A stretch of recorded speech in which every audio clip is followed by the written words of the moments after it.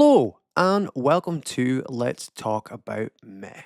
Today I'm going to be talking about Combat League Wrestling Pride of the Highlands tournament. Now I am aware that the last 3+ videos outside of the podcast has been about wrestling, but I literally have not had time to do anything else. I was away on holiday with the family for 2 weeks to Tenerife, which was very nice, very hot. I was going to do a video about that, but then I thought, you know what? A video talking about me in my swim shorts for 2 weeks, it just seems a little bit too pretentious. So instead, I'm going to talk about the most recent thing, which was Combat League Wrestling's Pride of the Highlands tournament, which I performed on and had great fun. Now, I'm going to try and shorten my long form videos down a little bit because the podcasts are getting longer and my videos are getting longer, which means I'm rambling on more and more and more, which I've been told isn't too bad a thing, but I would like to start like short forming my content just a little bit. So I'm not going through every match verbatim because this isn't a review. This is me just talking about my experiences and a slight bit of behind the scenes of what happened at the show. Let's dive into it. My health going into this was a lot better. I still broken record. I'm still suffering with the hip injury, but I have now discovered a ton of stretches. And see, when I was younger, stretches didn't mean anything to me. I thought people that stretched were idiots. No, it's a myth. No. See when you hit 30 and over, stretch as much as possible. I've managed to strengthen my hips a bit, and the injury is slowly getting better. And I haven't needed to go back to the physio again, so she'll be happy. Yeah, so feeling good going into the show. The holiday would have helped, of course. But again, the lead up to the show, I came back 2 weeks before the event was due to happen, and that was just a wild 2 weeks. Just straight into it, knackered, everything piling on. But the show itself wasn't an issue. And again, that's due to people helping, with my friends helping with the booking and doing advertising and whatnot. Thank you to them. You know who you are. It's a huge, huge help. So yeah, the Friday night we had Dunbar drive up and Brody was there and a new guest, which was Fulton King. Never met Fulton before. And I have to say, it was an absolute pleasure to meet him. Really nice guy. Lovely to be around. Funny. Very funny. Has one of the best Bufueo impressions I've ever heard in my life. I can't even do it justice, but every time he did it, I was creasing. Just well, shit, man. You know. And it was spot on. Bufueo is a legend in wrestling and recently has opened a wrestling school in Korea. Yes, Korea. Yeah, but Fulton was a delight to meet and lovely house guest, which is important since, they all stay in my house. One thing that I thought was really nice too was he made an effort to watch the footage of my trainees and people that have worked with Combat League for such a long time and had an intent to come up and throughout the entire day on Saturday went round to everyone and was given little bits of information, little bits of help, little tidbits. And he's been around. That sounds a bit dodgy. He's been around. He's traveled the world wrestling and quite frankly, he knows his stuff. He knows what he's talking about. He doesn't realize this, but I sat and watched a little bit of when he was planning the match that he had with Remnant and Connor Rose. Now, I sat for a little bit, maybe 5 minutes, and I watched them practicing and coming up with ideas. And it was like watching water flow. It was like Bruce Lee shit. It was just smooth. And once they had finished planning, I took my my trainee Remnant to the side and I asked him, did you guys have contact prior? Were you like sitting in a group chat planning this out? He's like, no. Because I had my bit planned with Corner Rose and that was it. Everything was Fulton was just coming up with ideas and helping us get to where we needed to go. And I'm not joking. It was honestly like it was pre-planned. Watching it, it flowed so nicely. And I was genuinely dumbstruck at how easy it must have been to work with Fulton. And I hope at some point in the future I get to work with Fulton and that we get him back up again because, yeah, he knows his stuff and he's a nice guy. But the Friday night, we had, as I said, we had Dunbar, Fulton, Brody, and obviously my missus and Miles, who is actually just off camera. He's lying on that couch right in the corner. So if he goes mental barking because of the front door, we're just going to have to deal with it. But yeah, so the Friday night, we had a good time. We just chilled, relaxed, and did the usual, which was just watch what we deem to be some iffy wrestling. And it's not in a bad way. We don't sit there and bully. Like, we find like some really bad stuff, you know, the stuff that shouldn't be on YouTube, and have a wee giggle, which I think if anybody in the wrestling scene, they do it. It makes you feel great, by the way, before you go into doing your work the next night, because we all have a crisis of confidence. I think, oh, we're shit. Oh, we're rubbish. We can't do this. We can't do that. And then you watch this and you think, man, I'm ready for WrestleMania, baby. I can go. But yeah, it was a good laugh. Ironically, though, the last show we watched a couple of, shall we say, some dodgy matches. And yeah, Fulton was a starring guest in it. And we were sitting watching the new set. And I could have kept my mouth shut. I could have not said anything. And then he was like, oh, yeah, it was funny, good laugh and all that. And I was like, do I say that we were watching your stuff last time? And I was like, how do I say this? Is it going to come out like a tism? Am I going to have the wrong tone, the wrong inflection? Is he going to find it funny? And I thought, you know what, fuck it. And out it came. And he took it in good spirits. He did. We all have dodgy matches. I've had plenty of dodgy matches. You could probably take a handful of stuff I've done. I've not had a lot of terrible matches, but I've had one or two terrible matches, but I had more dodgy matches than terrible matches. So yeah, we watched that and chilled, and we saw a horrifying video in the forest, but I'm not saying any more about that. Saturday went as it normally does. I got up in the morning. Fulton and Brody went to the gym. I keep forgetting, is it 58 Degrees North gym? They were kind enough to accommodate them, and the folk that come up that do go to the gym on a Saturday morning really enjoy that place. I would love to join it, and get going, but I just don't get time to go to the gym. I can barely fit in time to do home workouts. So yeah, they were nice enough to take them on, and we went down to the venue. They went down to the venue, and the rest of the crew picked up the ring in Castletown. I went to pick Corvin up, and that made me run a little bit late. Not a lot late, a little bit late. And I got to the venue, and I was absolutely stunned. The team had picked the ring up from Castletown, had come through, not only built the ring, the venue was set up. The chairs were out, everything. When I walked in, they were literally leaving to go get food, and I was absolutely scunnered. I was scunnered, but I was proud.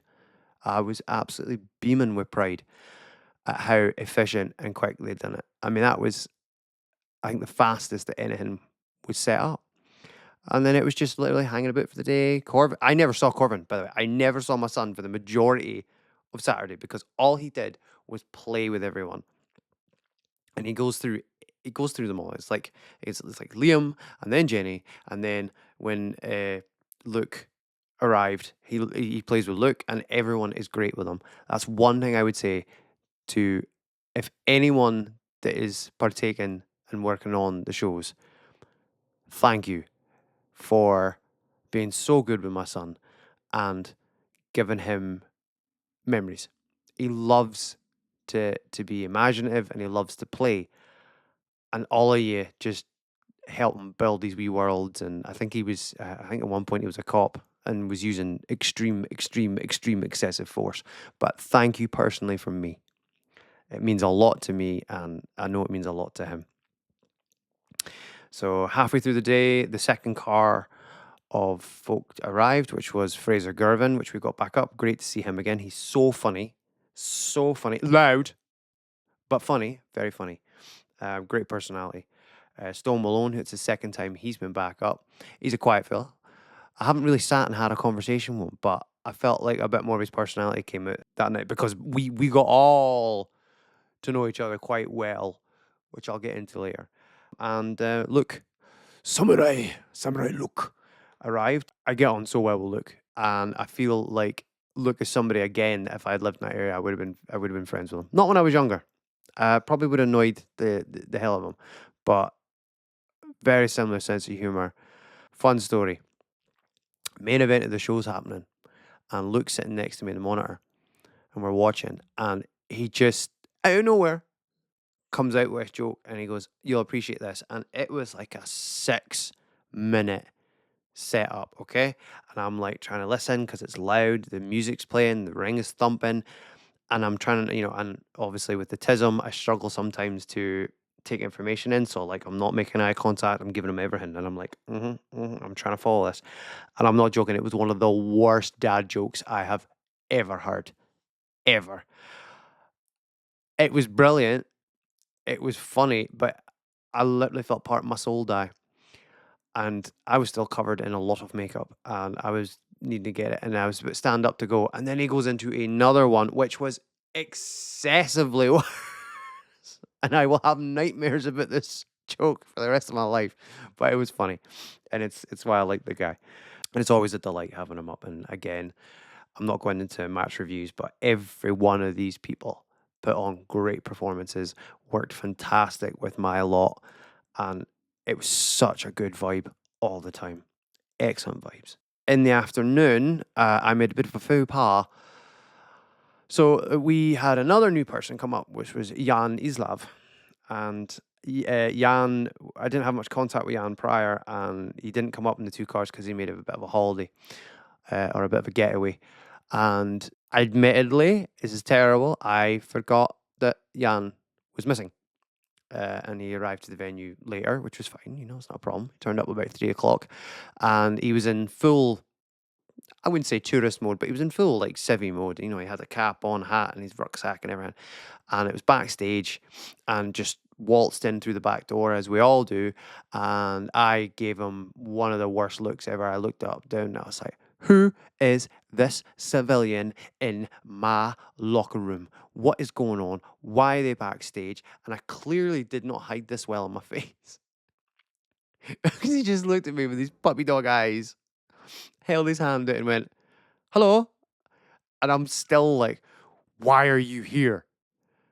Looking at him. And he goes, and he picked it up, obviously, and just goes, "I'm Jan." And I went, "Oh, hi, hello. I am so sorry. Oh, I felt like crap.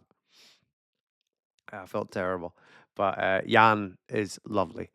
And again, I'm on repeat, but great match, great work. Worked well with Dunbar in the tag as well, but really, really nice guy too. Didn't get to speak to him much, but so lovely, so respectful. The indication I got was that very keen to come back up. The tournament overall went well. It was Pride of the Highlands, which was, we brought back an old thing from Caithness Pro. It was not my idea, it was Dunbar's idea. And I think it went well. I think having the tournament again after so many years worked very well. Not coffee, by the way. I know it's terrible. It's tea. And the reason I'm having tea is because, total side tangent here, we found out that somebody locally makes honey. And this honey is called Mrs. B's Caithness honey. I like honey, and I can't go back. This is the only honey I will eat from now on, or I will consume into my body, because it is amazing. So if you're local, check out Mrs. B's Caithness honey.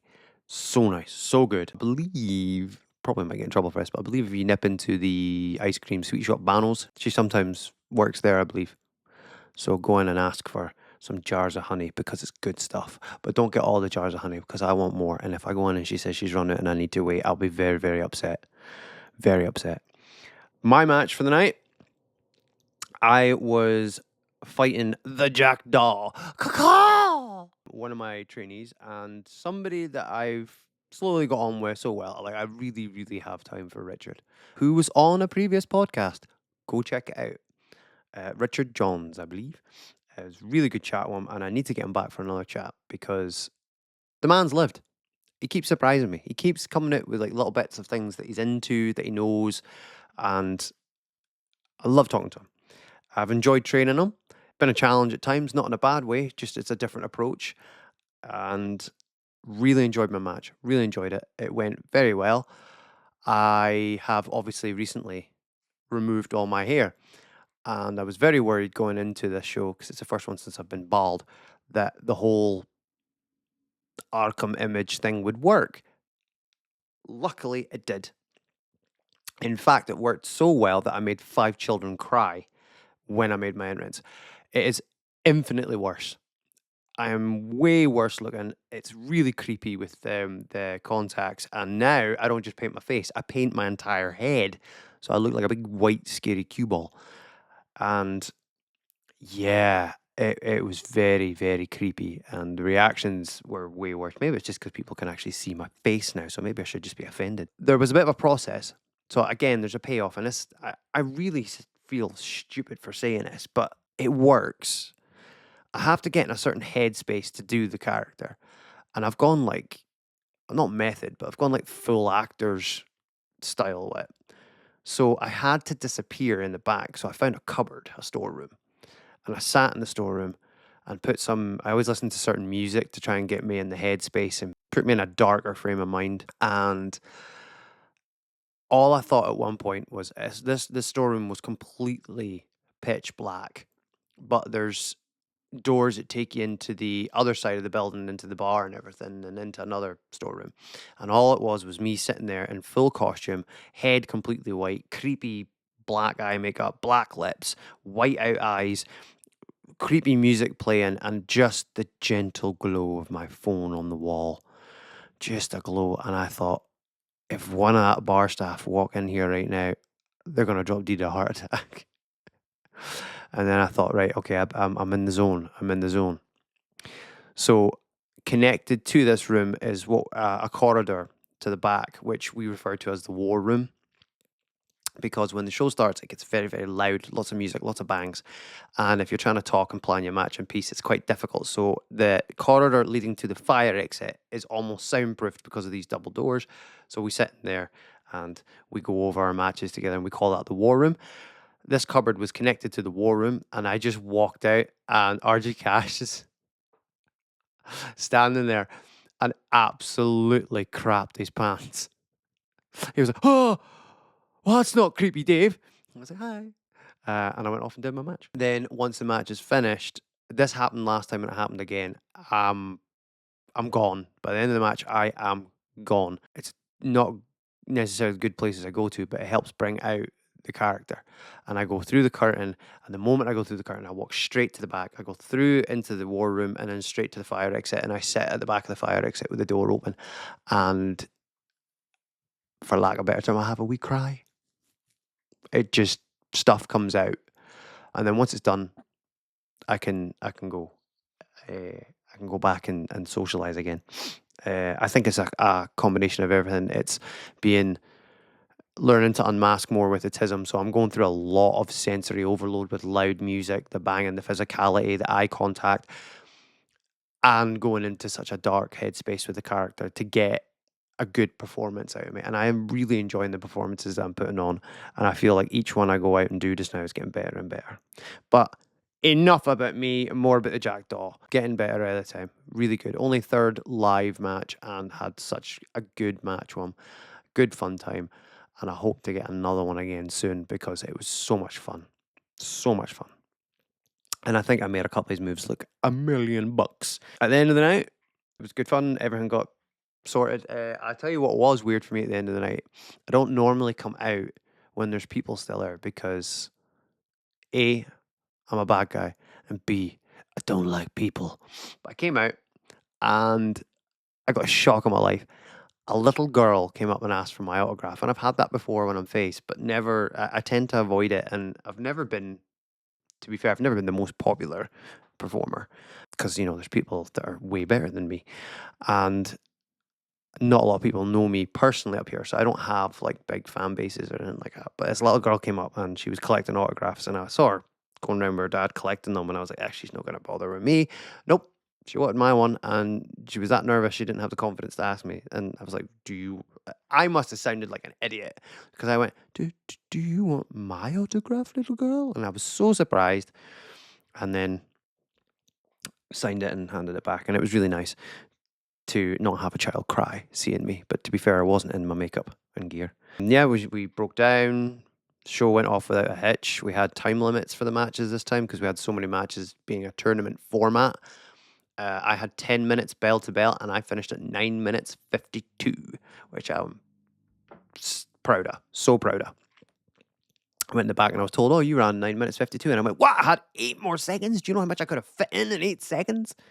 I could have fit in a whole 8 seconds of me breathing heavy. But yeah, we all went off, had Chinese. Me and Susan walked back. Usually I walk back to the house on my own just to decompress a bit. But yeah. No, I tell a lie. Me and Susan walked to Chinese, and then Susan left because there was an incident at the hall that needed seen to when we were putting the ring away. There was nothing to do with us, and nothing overly, luckily nothing serious, but something had happened and it needed attention.